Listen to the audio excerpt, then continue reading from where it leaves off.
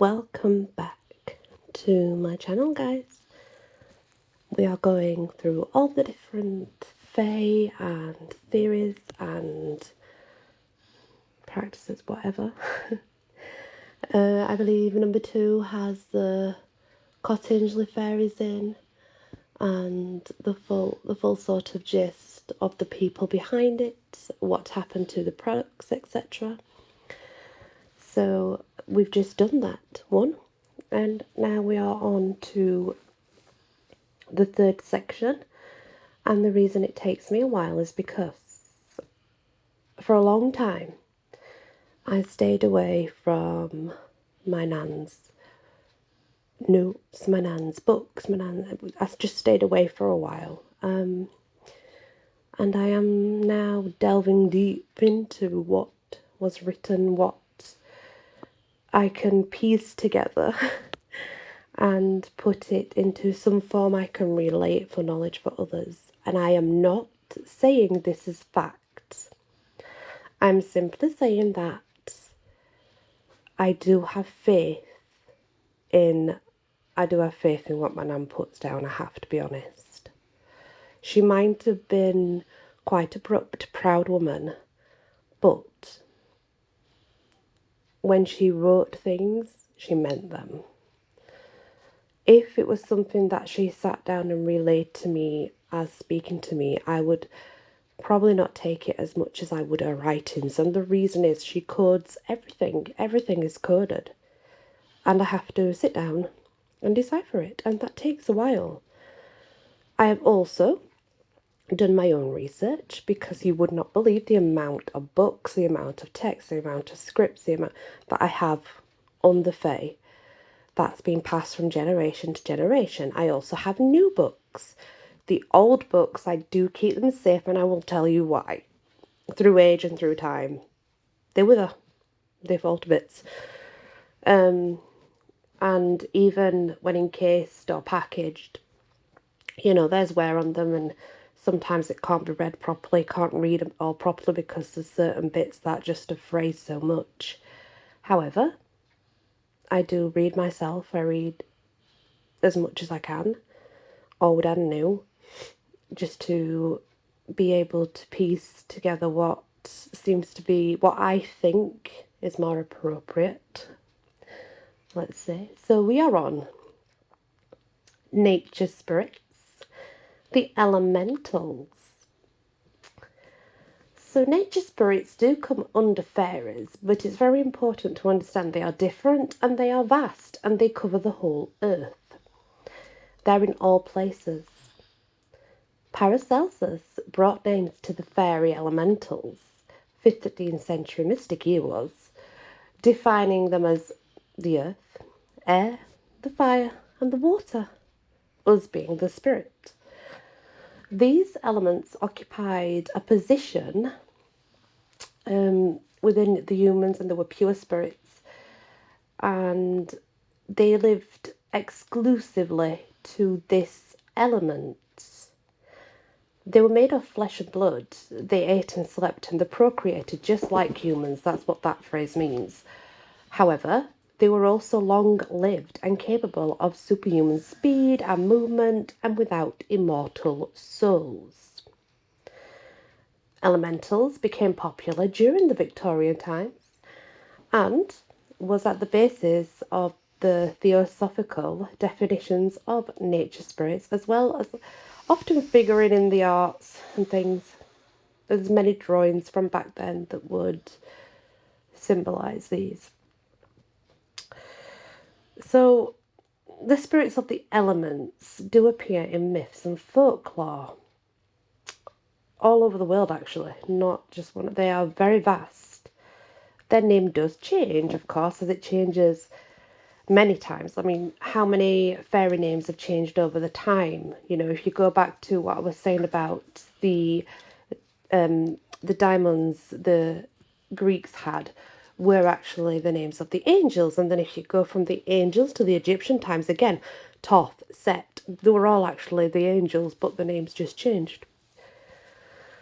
So the theosophist, Charles W., I think it was Now, was it lead?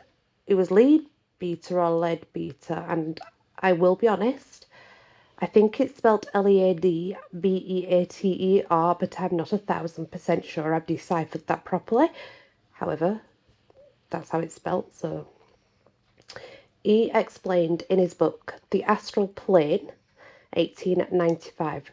It's an interesting book if you can read it. It's not for everyone. It is definitely a theosophical book. Fairies were the inhabitants of one of the 7 subdivisions of the astral plane. Most were nature-spirited creatures who changed their shapes at will, but did have favourite forms. Like their human counterparts, they would evolve into higher places and ultimately become the devas, the equivalent of angels, or local deities such as your gods, goddesses, those kind of things. There also were the artificial elements, ugly and dangerous apparently, created as thought forms by humans, not visible to ordinary sight, but seen only by the seers. Franz Hartmann argued that the real powers of elementals were psychological and not fairies. Fairies shaped our temperaments. Other commentators add to the classification and definition of various orders of elementals, but there was a general agreement on the fundamentals of these creatures, and they all did seem to agree that they were earth, air, fire, and water, no matter what. So, as you can see, they've always been believed in the elementals, and they have been, I suppose, cast as fairies, but it is thought that they are actually quite separate, although they live in the same realm, and although they will interact with various ones, they are themselves their own accord, because they're in every living thing. Where there's DNA, where there's cells, there has to be the elements in order to create those cells. That's why we're here. That's why we're here. You see, long before, it was believed that we were animals and we could change form from human to animal eventually as we evolved. This is why some of us can still communicate very well with animals or have a bond with animals. It will be because our spirit, it was able to take some of what was in a previous life as an animal. But again, that's just a theory. Excuse me. I apologise.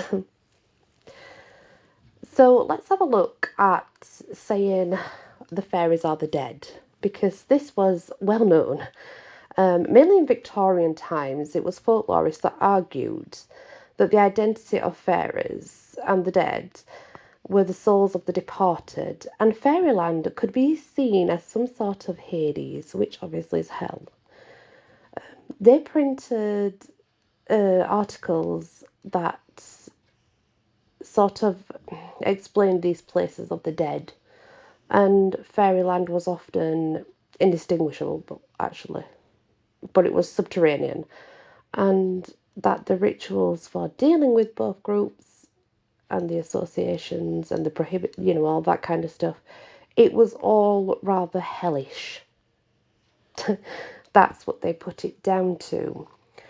Now, they did say you could summon both fairies and the dead by striking the ground, and you were forbidden to taste food from fairyland. However, it is also said you were forbidden to taste food from Hades.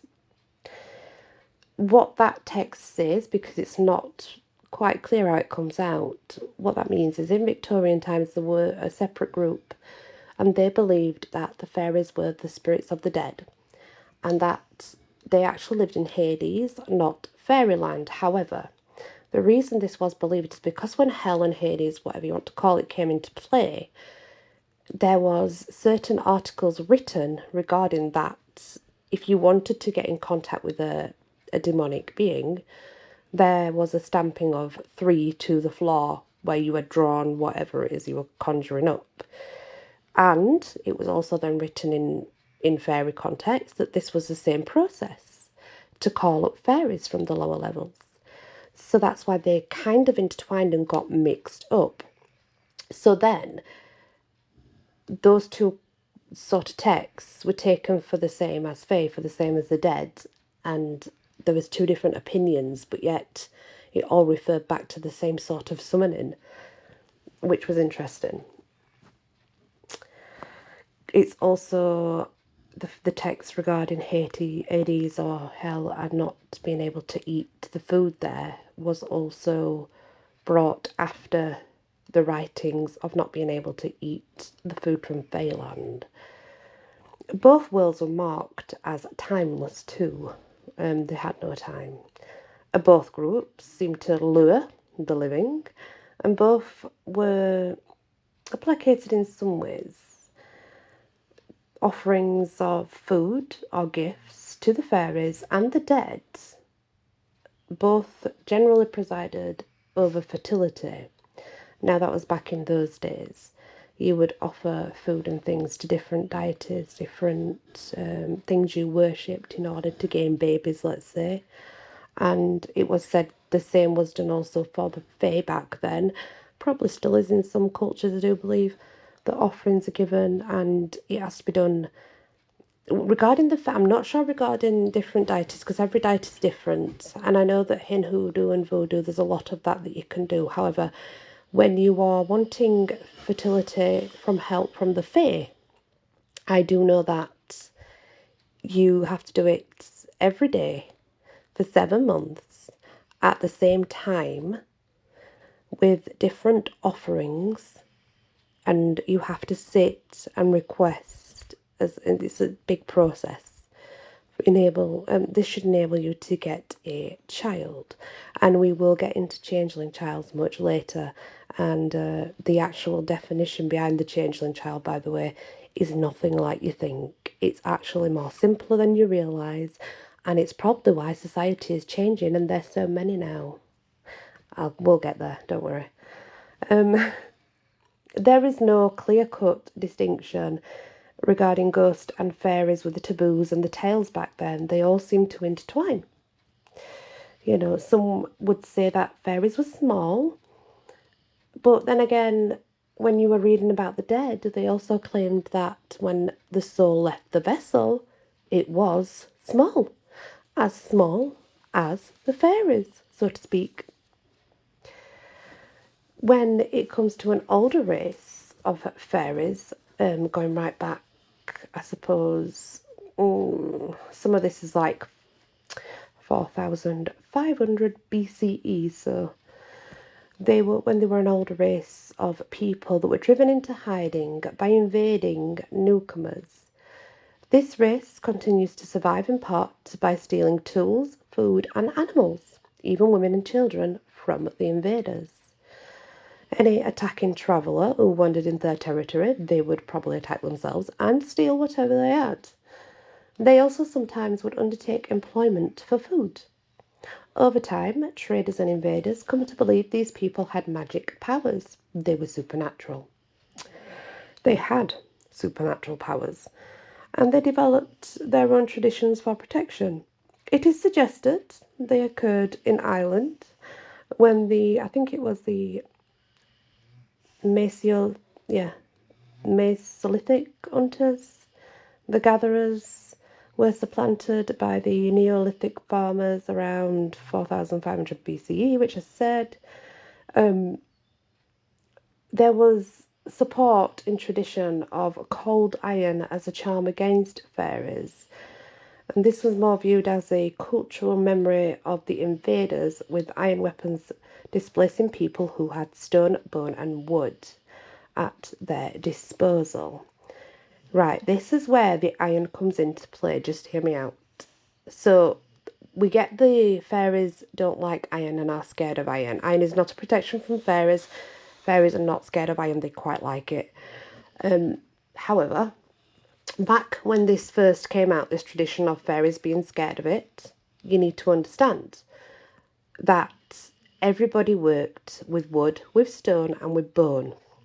When they started bringing iron in, they needed to sell it, right? They were so used to creating things with their the wood and with the bone and stone that they use. They were so used to using that, they didn't want to be looking to something else to be, it was what you would say controversial to them at the time.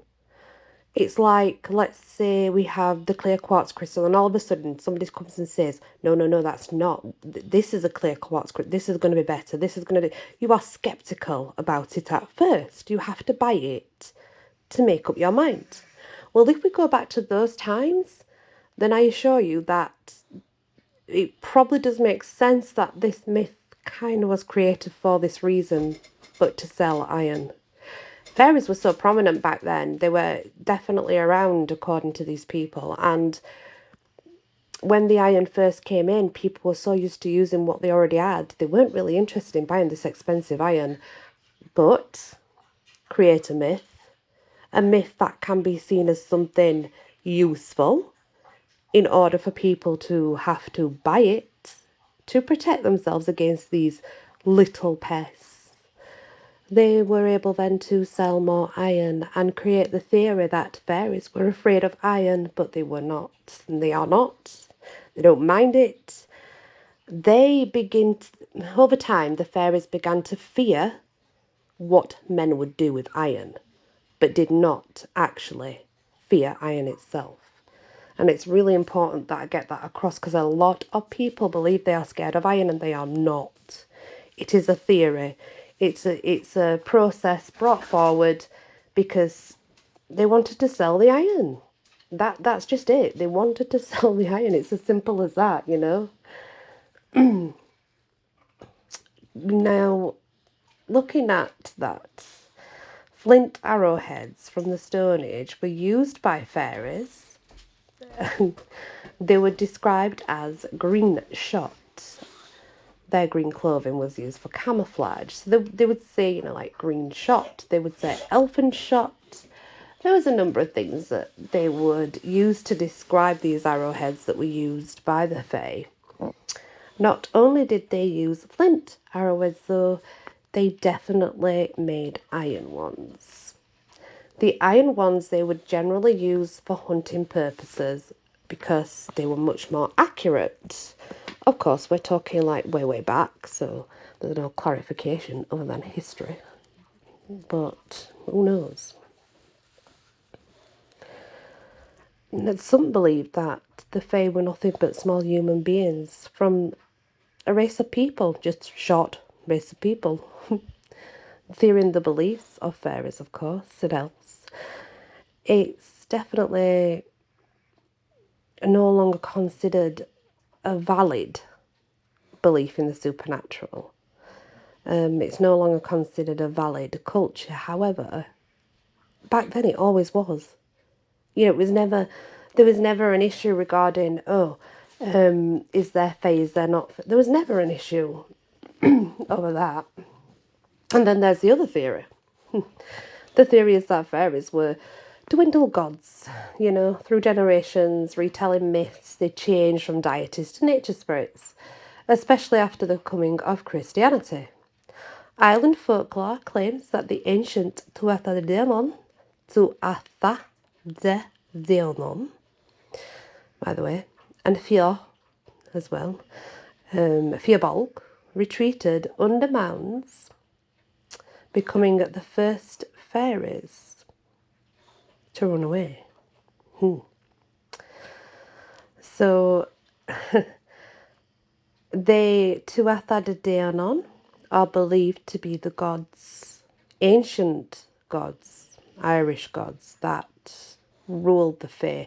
I guess you could say they were the alphas of the Fae. You would look at them like the Seelie. That's the best way to look at the Tuatha De Danann, the first Seelie. And I hope my phone's not making noises because my interactive online coven's going ballistic right now.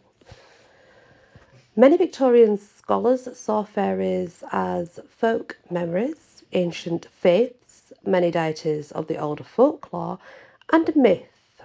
And they believed this repurposed fairies in Victorian fiction, recreating different names, different deities.